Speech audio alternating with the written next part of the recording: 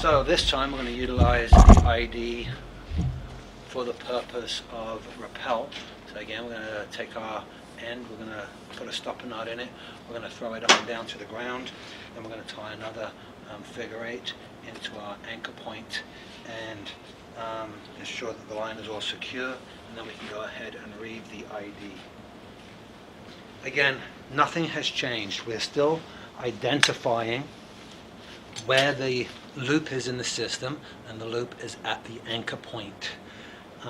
Once we close the plate, we confirm that the working end, or the line going to the anchor point, is coming out of the side of the device, and that the running end is feeding out of the top of the device, or is actually feeding in to the top of the device. Now we can go ahead and connect the ID to our rescuer, and our rescuer will now apply the load, and he can now go ahead and descend over the side of the building. What Todd's actually going to do here, Todd, I'll get you to show that thumb trigger. If when we look on the ID, we'll see the handle has a thumb trigger, and the thumb trigger is about a 10-pound factor that allows you to bypass the cam, but it will not support your weight. That trigger will only support the amount of load that you can maintain with your thumb, which is going to be about 10, maybe 20 pounds if you're super strong. The purpose of it is to allow you to approach an edge, for example, with less difficulty, or if you've not given yourself enough slack.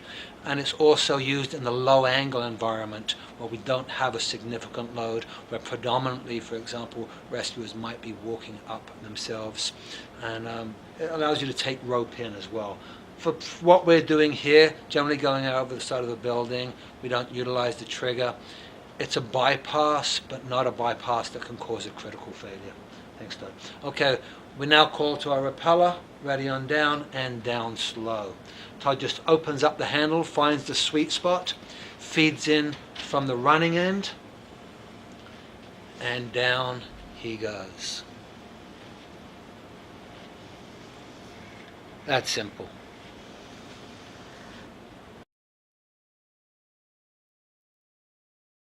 Take a look at the use of the ID for a two-man load. It's important to recognize that the ID was actually developed not for the fire service, not for emergency rescue in particular, but it was developed for working at heights. And it was actually originally designed for a single person load, really not in excess of 300 pounds.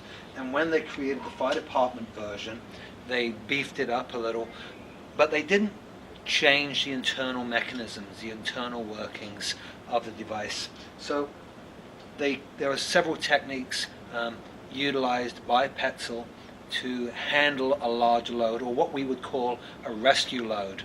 So what would happen, we would lower our rescuer down to the patient, ready on down, down slow. They would arrive at the patient, we can lock off the device, and at that point we're going to incorporate a second carabiner. So we're going to take a second carabiner, we're going to attach it to our anchor point, and all I'm going to do is I'm going to take the running end of the line, and I'm going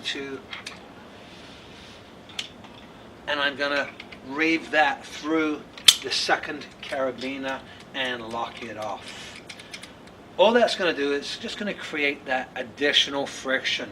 Now as I open up my trigger with the increased load, we're going to call out once again, ready on down, and down slow.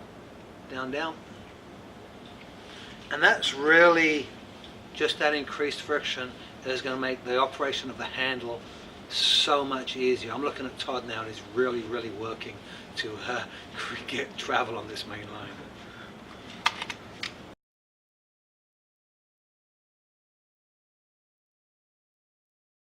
Completing a pickoff with the ID, so moving from a single person load, rappelling, completing the function of a pickoff, and switching to a two-person load.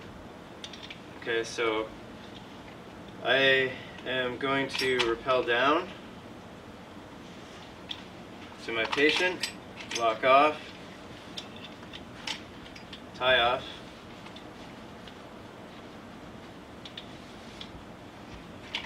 Now I have pre-rigged, for simplicity as I'm over the edge, I've pre-rigged my victim strap into the ID. One upgrade or one change to the newer IDs is we can now incorporate 2 carabiners into the hole of the ID. So my second carabiner for the pickoff strap is in the same hole. I now perform the functions of picking off my patient. Once I have the patient picked off, to add the friction necessary for a 2-person load while I'm rappelling with them, I simply connect,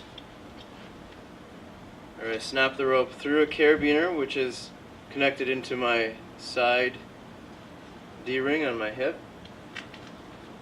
Once that's ready, I am ready to now rappel down slow with my patient.